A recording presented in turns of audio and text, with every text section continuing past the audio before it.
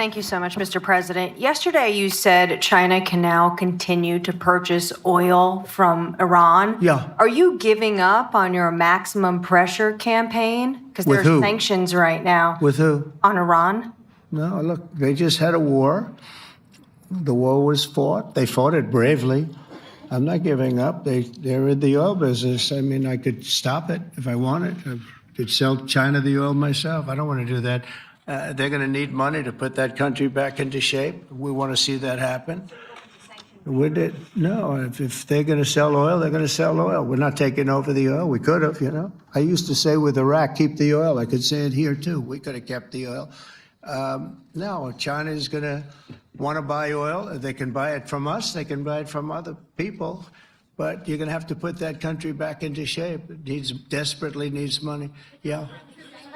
Yeah, please. Thank you, Mr. President. Yeah. Thank you for taking the time before flying home. You just said you believe the conflict between Israel and Iran is over. What makes you so confident it is? And what do you do if it isn't? Because I dealt with both, and they're both tired, exhausted. They fought very, very hard and very viciously, very violently, and they were both satisfied to go home and get out. And can it start again? I guess someday it can. It could maybe start soon. I think a big telltale sign was when, as you know, Iran somewhat, by not much, violated the ceasefire. And Israel had the planes going out that morning, and there were a lot of them, 52 of them. And I said, you got to get them back. And they brought them back. They didn't do anything. They brought them back. It was very good. I thought it was amazing, actually. They have fought a hell of a war. They fought very hard. I think the war ended, actually, when we hit the various nuclear sites with the planes. And I just hope you people can give these pilots, these are the best pilots in the world. They're the best shots in the world. They call them shots. That's what they are. And wait a minute. And I just hope you can give them the respect they deserve, because they came home to fake news. And like, oh, gee, there was hardly any damage. The things are decimated. So, but I think, no, I think they're very much finished. I think Israel's going to get back to doing what they do, and I think that Iran's going to get back. You know, Iran has a huge advantage. They have great oil, and they can do things. I don't see them getting back involved in the nuclear business anymore. I think they've had it. They've been at it for 20 years, and I don't see that happening either. Now, if it does, we're always there. It won't be me. It'll be somebody else, but we're there. We'll have to do something about it. We're going to talk to them next week with Iran. We may sign an agreement. I don't know. To me, I don't think it's that necessary. I mean, they had a war. They fought. Now they're going back to their world. I don't care if I have an agreement or not. The only thing we'd be asking for is what we were asking for before about we want no nuclear, but we destroyed the nuclear. In other words, that's destroyed. I said Iran will not have nuclear. Well, we blew it up. It's blown up to kingdom come. And so I don't feel very strongly about it. If we got a document, wouldn't be bad. We're going to meet with them, actually. We're going to meet with them. They had a tremendous attack. There was a complete obliteration. The other team, the other group, Iran, said, let's stop this. And you know what? Israel said it too. Very smart. They fought like hell, and then they said, let's stop. And they're going to build themselves. And I really see it as sticking. I mean, we may do papers on it, Marco. Maybe we're going to do papers. I don't even know if you need them. They're not going to be fighting each other. They've had it. They've had a big fight, like two kids in a schoolyard. You know, they fight like hell. You can't stop them. Let them fight for about 2-3 minutes. Then it's easy to stop them. What is your response to the Iranian foreign minister continuing to say Iran will enrich uranium and pursue nuclear weapons? Well, I don't know if they've said that, but I'll tell you, the last thing they want to do is enrich anything right now. They want to recover. And we won't let that happen, number one. Militarily, we won't. I think we'll end up having somewhat of a relationship with Iran. I see it. Look, I've had a relationship over the last 4 days. They agreed to the ceasefire. And it was a very equal agreement. They both said, that's enough. They both said it. But no, they won't do that. The last thing they want to do, Katie, is enrich. They're not looking to... They're not... Can you imagine, after all that, they're going to say, oh, let's go and do a bomb. There could be a day in the future, and then somebody else taking our place will be saying, don't do it. And maybe they won't do it as well, I don't know. But they're not going to have a bomb, and they're not going to enrich. And we believe all of the stuff is down there. We don't think they had nearly the time, because to get that out is a very difficult thing. It's not like moving a package or taking this carpet up and moving it. It's very difficult. It's very dangerous to do. We believe it's all down there. We had a tremendous victory, a tremendous hit, and because of that, I don't think they would have been down there, because they knew we were coming. When they know we're coming, they're not going to be down in that 30 stories underground. So no, I think it was just a tremendous victory for everybody, including Iran. Look, they've got a country, and they've got oil, and they're very smart people, and they can come back. Israel got hit very hard, especially the last couple of days. Israel was hit really hard. Those ballistic missiles, boy, they took out a lot of buildings. And they've been great. Bibi Netanyahu should be very proud of himself. And they've really been great. But they're not going to be building bombs for a long time. Mr. President, what's your reaction to the intelligence reports saying that the Iranian nuclear sites were only partially devastated, not entirely? Yeah, well, they said it was actually the report said it could have been they don't know. I mean, they did a report. I could have Pete talk to it because his department did the report.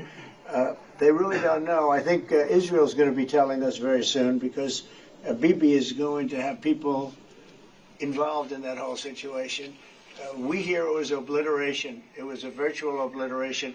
When you take a look at the ground above, don't forget the flame is all underground. But everything above, if you look at the before and the after picture, everything above is burned black. The trees, everything. There's one building, but that's a building that sunk substantially into the granite, so that the fire goes right over it. I believe it was total obliteration. I believe they didn't have a chance to get anything out because we acted fast. If it would have taken 2 weeks, maybe, but it's very hard to remove that kind of material. Very hard and very dangerous for them to remove it. Plus, they knew we were coming. And if they know we're coming, they're not going to be down there. There aren't too many people that are going to be down there. Pete, do you have something to say about that? Well, Mr. President, when you talk to the people who built the bombs, understand what those bombs can do, and deliver those bombs, they landed precisely where they were supposed to, so it was a flawless mission. Flawless. Right down where we knew they needed to enter. And given the 30,000 pounds of explosives and capability of those munitions, it was devastation underneath Fordo. And the amount of munitions, 6 per location, any assessment that tells you it was something otherwise is speculating with other motives. And we know that because when you actually look at the report, by the way, it was a top secret report, it was preliminary, it was low confidence. All right, so this isn't, you make assessments based on what you know. They said it could be very devastating, very serious. Moderate to severe, and we believe far more likely severe and obliterated. So this is a political motive here. Is there a leak investigation? Of course, we're doing a leak investigation with the FBI right now because this information is for internal purposes, battle damage assessments, and CNN and others are trying to spin it to make the president look bad when this was an overwhelming success. We had a tremendous success, and this is the New York Times. I call it the failing New York Times. It's going to hell. And CNN, which, as you know, very few people are watching. And you would think they'd do the opposite. You would think they'd want to say, this was an unbelievable success. And the thing that hurts me is it's really demeaning to the pilots and the people that put that whole thing together, the generals. That was a perfect operation. And when you look at the holes, and this was done from 52,000 feet, there was no moon, there was no light, and those 3 holes are right together. And also, and nobody talks about this, we shot 30 Tomahawks from submarines, in particular one submarine, but that was 400 miles away. Mm-hmm. And every one of those Tomahawks hit within a foot of where they were supposed to hit, took out a lot of buildings that Israel wasn't able to get. We took them out with Tomahawks. We don't even talk about that. This was a devastating attack, and it knocked them for a loop. And, if it didn't, they wouldn't have settled. If they had won, if we didn't take it out, they wouldn't have settled. Somebody mentioned that to me last night. If that thing wasn't devastated, they would have never settled. Marco, do you have something to say? No, first of all, on the stuff about the intelligence, this is what a leaker is telling you the intelligence says. That's the game these people play. They read it, and then they go out and characterize it the way they want it characterized, and they're leakers. This is the game they play. So that's number one. Number two, here's a fact. The conversion facility, which you can't do a nuclear weapon without a conversion facility. We can't even find where it is, where it used to be on the map. You can't even find where it used to be because the whole thing is just blackened out. It's gone. It's wiped out. It's wiped out. Then we dropped 12 of the strongest bombs on the planet right down the hole in 2 places. Everything underneath that mountain is in bad shape. And I refer you to the statement of the IAEA, Mr. Grossi. You know what he said? He said there was Iran, the way it looked the day before the attack, and what their nuclear program looks like now. 2 very different things. They are way behind where they were just 7 days ago. Now, anything in the world can be rebuilt, but now we know where it is. And if they try to rebuild it, we'll have options there as well. But all this leaker stuff, these leakers are professional stabbers. That's what they are. They go out and they read this stuff, and then they tell you what it says against the law, but they characterize it for you in a way that's absolutely false. There's no way Iran comes to the table if somehow nothing had happened. It's just complete and total obliteration. They're in bad shape. They are way behind today compared to where they were just 7 days ago because of what the president did. Michael, can I just alert you to one other aspect? So the great thing is you took out the nuclear capability of Iran.